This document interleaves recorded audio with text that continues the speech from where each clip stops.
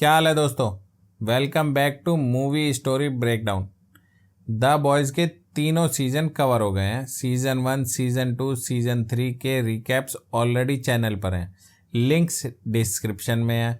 और अगर आप वो देख चुके हो तो आप जानते हो कि वॉट इंटरनेशनल एक डेंजरस कॉरपोरेशन है, सुपर हीरो मैन्युफैक्चर्ड प्रोडक्ट है और दुनिया के सबसे पावरफुल लोग एक्चुअली सबसे करप्ट हैं।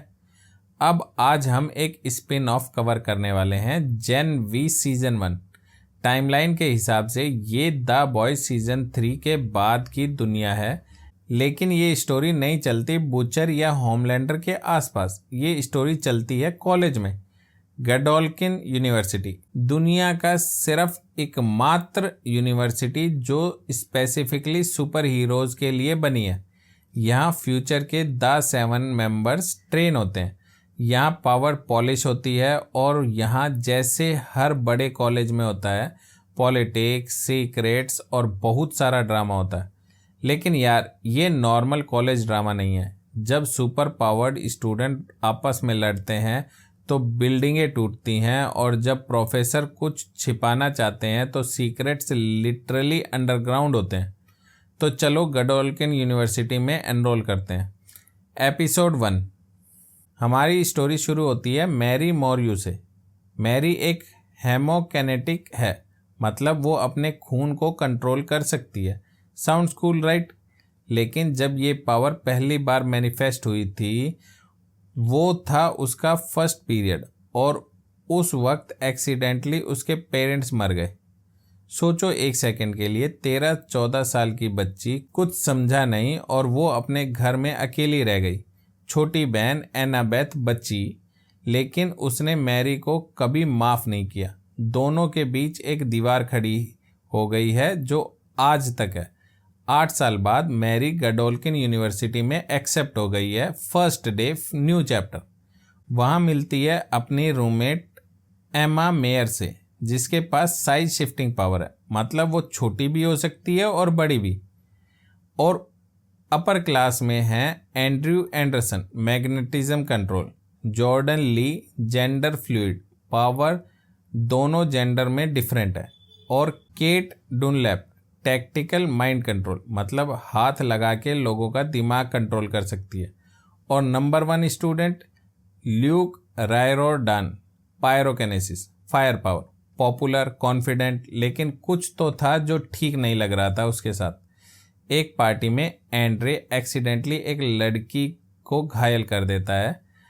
मैरी अपनी पावर यूज़ करके उसे बचाती है और वायरल हो जाती है सोशल मीडिया पर, हीरो मोमेंट। लेकिन प्रोफेसर ब्रिंकहॉफ मैरी को एक्सपेल कर देता है क्योंकि अपर क्लासमैन की रिपुटेशन प्रोटेक्ट करनी थी। मैरी एक फ्रेशमैन थी तो सेक्रीफाइस करो उसे। मैरी गुस्से में ब्रिंक के ऑफिस जाती है और वहाँ ब्रिंक ऑलरेडी मरा हुआ था, ल्यूक ने मारा था। ल्यूक विजन देख रहा था, एक छोटा लड़का जंगल में कैद। वो विजन उसे पागल कर रहा था। ल्यूक मैरी को मारने की कोशिश करता है। जॉर्डन और एंड्रे उसे रोक लेते हैं, लेकिन जब वो थोड़ा काम होता है एंड्रे के कान में कुछ विस्पर करता है और फिर खुद को जला लेता है। पायरोकेनेसिस, सुसाइड। पहले ही एपिसोड में एक मर्डर, एक सुसाइड और एक यूनिवर्सिटी का पूरा सिस्टम करप्ट मोड में। एपिसोड 2, वॉट इंटरनेशनल का रिस्पॉन्स। ल्यूक और ब्रिंक की डेथ को कवर अप कर दिया गया और मैरी उसको अकेले क्रेडिट दे दिया। फ्रेशमैन ने एक रोग सूप को रोक दिया। ओवरनाइट वो गडोल्किन की टॉप 10 रैंकिंग में पहली फ्रेशमैन बन जाती है। फेम मिलती है, लेकिन वो जानती है कि ये सब फेक नैरेटिव है। University dean Indira Shetty Marie के पास आती है, काउंसलिंग ऑफर करती है, हेल्पफुल लगती है अभी के लिए। उधर एमा, उसकी साइज शिफ्टिंग पावर का सीक्रेट है। वो अगर खाना ज़्यादा खाएगी तो उसका साइज़ बड़ा हो जाएगा, और अगर वो वॉमिट करेगी तो उसका साइज़ छोटा हो जाएगा। मतलब उसे अपनी डाइट पे ध्यान देना पड़ता है। उसकी क्लासमेट जस्टिन को ये पता लग जाता है तो वो पब्लिकली पोस्ट कर देती है ऑनलाइन। एमा कन्फ्रंट करती है जस्टिन को। ये सीन पेनफुल है क्योंकि एमा की पावर और उसकी ईटिंग डिसऑर्डर एक ही चीज़ है। अब एंड्रे और केट दोनों ल्यूक की डेथ इन्वेस्टिगेट करने लगते हैं। एक हिडन रिकॉर्डिंग मिलती है और उसमें क्या है, ल्यूक का छोटा भाई सैम एक सीक्रेट फैसिलिटी में कैद है। फैसिलिटी का नाम है द वुड्स और ये फैसिलिटी गडोल्किन कैंपस के नीचे है। सीक्रेटली शेट्टी रन करती है उसे। एंड्रे ब्रिंक के ऑफिस से क्लू ढूंढता है और वुड्स की लोकेशन मिलती है, लेकिन कैंपस सिक्योरिटी ऑलमोस्ट पकड़ लेती है उसे। केट अपनी पावर यूज करके बचा लेती है उन्हें और फिर केट को सीजर आता है ओवर यूज से। पहले एपिसोड से एक क्वेश्चन था, ल्यूक ने एंड्रे के कान में क्या बोला था? अब पता चलता है, सैम को ढूंढो। एपिसोड नंबर 3, फ्लैशबैक 3 साल पहले। ल्यूक केट सैम से मिलने जाते हैं वुड्स में। सैम वहाँ कैद था और इस विजिट में सैम को पता चलता है कि उसकी पावर्स कंपाउंड वी की वजह से हैं और वो एनरेज हो जाता है। एक सिक्योरिटी गार्ड को मार देता है। ल्यूक और केट उसे काम करते हैं। यही वो मोमेंट था जब सीडलिंग डाला गया था। सैम का एंगर, ल्यूक की गिल्ट और केट का बर्डन। वापस प्रेजेंट में एंड्रे और केट वुड्स के बारे में बात करते हैं। केट एंड्रे को कन्विंस करती है अपनी जान मत डालो और फिर दोनों साथ होते हैं। रिलेशनशिप में है कुछ, लेकिन गिल्ट और सीक्रेट भी हैं दोनों के अंदर। मैरी अपनी डॉम में वापस आती है। एमा थकी हुई है। दोनों में आर्ग्यूमेंट होता है। छोटी सी जगह, बड़ी सी टेंशन। शेट्टी मारी को एक फंड राइजर गाला में इनवाइट करती है। ब्रिंक के ऑनर में मैरी जाती है। एमा की माँ भी आती है। रियलिटी शो पुश करती है। एमा रेफ्यूज करती है। माँ बेटी की ये डायनामिक्स पेनफुल है। माँ को स्टार चाहिए और बेटी को सिर्फ एक नॉर्मल इंसान बनना है। एमा और मैरी बाद में रिकॉन्साइल करती हैं। एंड्रे एमा से रिक्वेस्ट करता है वुड्स में घुस के सैम से मिलो। एमा अपनी साइज शिफ्टिंग पावर से अंदर घुस सकती है। वो राजी हो जाती है। एमा वुड्स में जाती है, सैम से मिलती है। सैम ध्यान से सुन रहा है, बात कर रहा है, लेकिन गार्ड्स अलर्ट हो जाते हैं। सैम को इनकैपेसिटेट कर देते हैं। एमा एक गार्ड को मार के छिप जाती है। एपिसोड नंबर 4, सैम रिकवर करता है और गार्ड को मार के एस्केप कर जाता है एमा के साथ। दोनों एक अबेंडेंड ड्राइव थ्रू में छिप जाते हैं, लेकिन सैम स्टेबल नहीं है। डिल्यूजन्स है उसे। वो रियल और अनरियल में फ़र्क नहीं कर पाता। और एक नाम है उसकी ज़ुबान पर, डॉक्टर एडिसन कार्डोसा, एक साइकोलॉजिस्ट जो पहले उसे एक्सपेरिमेंट करता था। सैम उसे मारना चाहता है। एमा वापस यूनिवर्सिटी जाती है दोस्तों को वार्न करने। उधर मैरी एक साइकिक स्टूडेंट रूफस के पास जाती है एमा को ढूंढने में हेल्प मांगने, और वो ब्लैकआउट हो जाती है। होश आता है तो रूफस के बेडरूम में है। वो उसे रेप करने की कोशिश कर रहा था। जॉर्डन वहाँ आता है और मैरी रूफस के पेनिस को डेटोनेट कर देती है अपनी पावर से सीधा। यार सीन डिस्टर्बिंग है, लेकिन रिस्पॉन्स इक्वली पावरफुल है। साथ ही एक सेलिब्रिटी सूप आता है कैंपस पर, Robert Vernon AKA Tek Knight. Vought plus का शो है उसका, द होल ट्रूथ। वो एक्चुअली एक इनोसेंट स्टूडेंट को लूक की सुसाइड के लिए फ्रेम करने आया है वॉट के बिहाफ पर। टेक नाइट के ऑब्जर्वेशन पावर्स हैं। वो लोगों को एग्रेसिवली इंटरग्रेट करता है और ट्रुथ निकालता है। मैरी से जॉर्डन का इन्वॉल्वमेंट निकाल लेता है, लेकिन फिर शेट्टी शैम का एस्केप के बारे में टेक नाइट को बताती है। वो शेट्टी को फ्रेम करने वाला था, लेकिन शेट्टी के पास काउंटर है, टेक नाइट की अननेचुरल सेक्सुअल उर्जेस। वो एक्सपोज कर देती है। टेक नाइट रुकता है। फाइनली मैरी, एमा, एंड्रे, जॉर्डन, केट सब मिलके सैम को सबड्यू करते हैं, लेकिन मैरी फिर ब्लैकआउट हो जाती है और होश आता है जॉर्डन के साथ बेड में। एपिसोड नंबर 5, सबको एक पार्टी में होश आता है, लेकिन किसी को नहीं पता कि वो वहाँ कैसे पहुँचे। मेमोरीज गई हैं, time zone complete blank. Sam कहीं भाग रहा है टेक नाइट से। वो एमा और मैरी से मिलता है, लेकिन वो दोनों उसे पहचानते नहीं। सैम का एग्जिस्टेंस ही मेमोरी से इरेज हो गया है उनके लिए।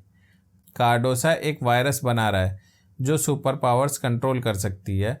वो इसे मैरी पर टेस्ट करना चाहता है। शेट्टी रिफ्यूज़ करती है, मैरी को इन्वॉल्व मत करो। नोट करो, शेट्टी मैरी को प्रोटेक्ट कर रही थी। क्यों, ये बाद में क्लियर होगा। केट ब्लेम रूफस पर डालती है एमनीजिया के लिए। सब रूफस को ढूंढने निकलते हैं। एंड्रे फेंट हो जाता है। एमा रियलाइज़ करती है हमें सैम पता है, हम उसे जानते थे, क्यों भूल गए। मैरी अपनी गर्दन में एक ट्रैकिंग डिवाइस ढूंढती है, निकालती है और केट को सस्पेक्ट करती है। शेट्टी और रूफस ने ये किया। केट अपोलोजाइज करती है, मैरी को सब्जेक्ट चेंज करने के लिए फोर्स करती है, खुद अपनी पावर से। जॉर्डन नोटिस करता है मैरी एक बात पूरी तरीके से भूल गई थी जो अभी अभी बात की थी। रूफस को दोबारा कन्फर्ट करने जाता है जॉर्डन। एमा सैम को ढूंढ लेती है। सैम बता देता है केट ने किया है ये सब। केट ने लूक को सैम का एग्जिस्टेंस भुलवा दिया था अपनी टैक्टिकल माइंड कंट्रोल से, हाथ लगा के मेमोरी रीज। इसी वजह से लूक स्लोली पागल हो गया। कुछ याद आता था, कुछ नहीं, इनकम्प्लीट पजल। एमा मैरी और जॉर्डन को कॉल करती है। केट कल्प्रिट है। एंड्रे ऑलमोस्ट रूफस को मार देता है। तब केटी आती है, आंसू बहा के सब कुछ कबूल करती है, मेमोरीज रिस्टोर करती है। Episode number 6। जब केट मेमोरीज स्टोर करती है वो सीजर में चली जाती है। अब क्या होता है, मैरी, जॉर्डन, एंड्रे तीनों केट के दिमाग के अंदर ट्रैप हो जाते हैं। केट की कॉन्शियसनेस में इमेजिनरी फ्रेंड है, सोल्जर बॉयफ्रेंड। वो वार्न करता है निकल जाओ वरना केट वेजिटेटिव स्टेट में चली जाएगी। केट के मेमोरीज में घूमते घूमते कुछ पता चलता है। एक मेमोरी में एंड्रे ने केट को चीट कराया था लूक के पीठ के पीछे जब वो जिंदा था। लूक एक्सपोज करता है ये। एक और मेमोरी, जॉर्डन ने ब्रिंक को लूक के अटैक से बचाया था और इस वजह से ब्रिंक का टीचिंग असिस्टेंट बना था जॉर्डन। और फिर वुड्स की मेमोरी, रायरोडन फैमिली, लूक और सैम एक्सपेरिमेंट का शिकार थे अंदर और केट ने लूक को फोर्स किया था ये सब भूल जाने के लिए, फोर्सफुली, अगेंस्ट हिज विल। फिर मैरी की मेमोरी, पेरेंट्स की डेथ और एनाबेथ का एक्यूजिशन। तू जानबूझ के किया था ये सब। ये वुंड मैरी ने छुपा के रखा था इतने सालों से। ग्रुप केट को कन्फर्ट करता है, जिम्मेदारी लो अपनी हरकतों की। केट मानती है, सब जाग जाते हैं। सैम आता है केट को कन्फर्ट करने। एमा कन्विंस करती है उसे काम रहने के लिए। केट रिवेल करती है शेट्टी ने सैम को यूज़ किया था लूक की पावर्स आर्ग्यूमेंट करने के लिए। और भी बच्चे हैं वुड्स में, एक्सपेरिमेंट चल रहा है। उधर कार्डोसा एक इलेक्ट्रोकाइनेटिक गर्ल बेट्सी पर अपना वायरस टेस्ट करता है। बेट्सी बीमार पड़ जाती है, पावर वीक हो जाती है और फिर वो मर जाती है। शेट्टी पहले शॉक होती है, फिर कहती है वायरस को और कंटेजिनियस बनाओ। Episode number 7। मैरी और जॉर्डन शेट्टी के ऑफिस में घुसते हैं एविडेंस ढूंढने के लिए और कैंपस पर आई है विक्टोरिया न्यूमन, द बॉयज़ वाली न्यूमन, एक टाउन हॉल के लिए। हाँ, वही न्यूमन जो सीक्रेटली असेसिन है, वही जो सीजन 3 में वाइस प्रेसिडेंट कैंडिडेट बनी। मैरी और जॉर्डन वहाँ एविडेंस के लिए न्यूमन के पास जाना चाहते हैं, उसे एक्सपोज करने का प्लान है। लेकिन पहले शेट्टी के ऑफिस में छुपे हैं। एक ड्रंकन कार्डोसा अंदर आता है और शेट्टी के पास अपने वायरस के बारे में बकवास करने लगता है। दोनों जो डेस्क के नीचे छुपे थे वो सब सुन रहे थे। मैरी और जॉर्डन जानते हैं वायरस रियल है और डेंजरस है। उधर न्यूमन का टाउन हॉल, स्टूडेंट प्रोटेस्ट करते हैं। Soups lives matters moment start हो जाता है। इवैक्यूएशन स्टार्ट होती है। मैरी और न्यूमन मिलते हैं और मैरी रियलाइज़ करती है दोनों की पावर सिमिलर है। दोनों का बैकग्राउंड भी ऑर्फन, अबेंडेंट, सिस्टम में स्ट्रगल। मैरी न्यूमन से कहती है वुड्स एक्सपोज करो। न्यूमन सीधा प्रैक्टिकल एविडेंस देती है। पावर से चेंज आता है, पावर या कल्चरल इन्फ्लुएंस लो तब करो एक्सपोज।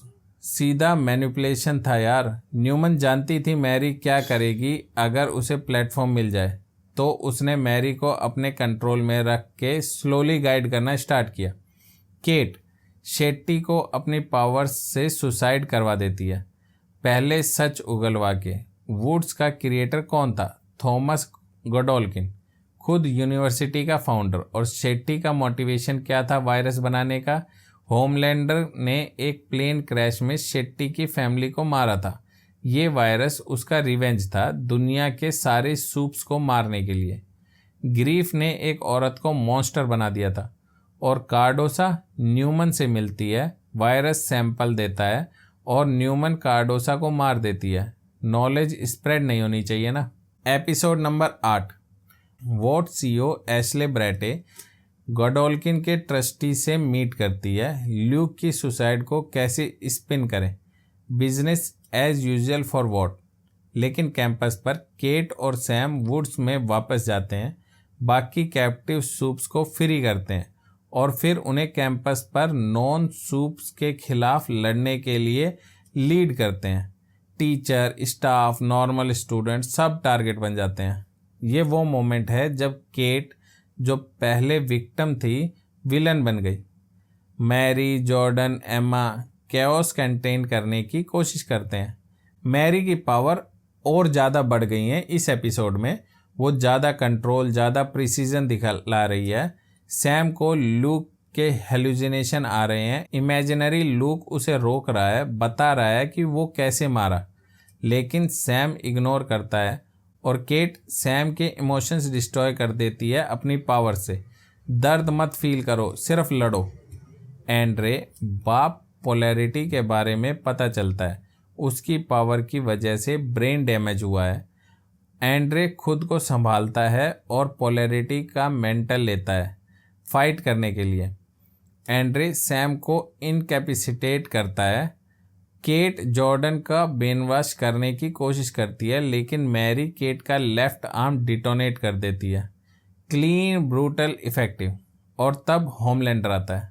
वो मैरी को देखकर सीधा एक्यूज करता है, अपने ही लोगों पर अटैक कर रही है तू।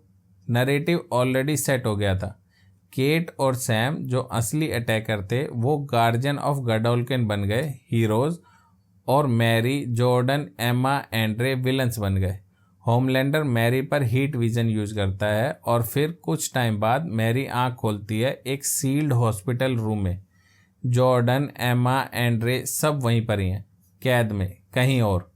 ये लोग सीधा एक ब्लैक साइट में हैं, कोई नहीं जानता, किसी को केयर नहीं। और mid credit scene, Billy Butcher Woods के रून्स इन्वेस्टिगेट कर रहा है। यार, जेन वी ने प्रूव किया है कि द बॉयज़ का यूनिवर्स सिर्फ एक शो से बड़ा है। इस सीजन ने दिखाया है कि सिस्टम कितना करप्ट है शुरू से, कॉलेज लेवल पे। फ्यूचर सूप्स को पहले दिन से ही मैन्युफैक्चर किया जाता है, not just physically but mentally. उन्हें ट्रेन किया जाता है कि वॉट के लिए एग्जिस्ट करो। मैरी, जॉर्डन, एम्मा, एंड्रे, इन सब ने सच की साइड ली और उन्हें इसके लिए कैद कर दिया गया। केट और सैम, जिन्हें जेन्युइनली सिस्टम ने तोड़ा था, वो वॉट के हाथ का औजार बन गए। और न्यूमन, वो सीजन 3 में वाइस प्रेसिडेंशियल कैंडिडेट थी, अब जेन वी में भी कनेक्टेड है। वायरस उसके हाथ में है। सीजन 2 के लिए बहुत सवाल है। मैरी और उसके दोस्त कब और कैसे निकलेंगे? वायरस का क्या होगा?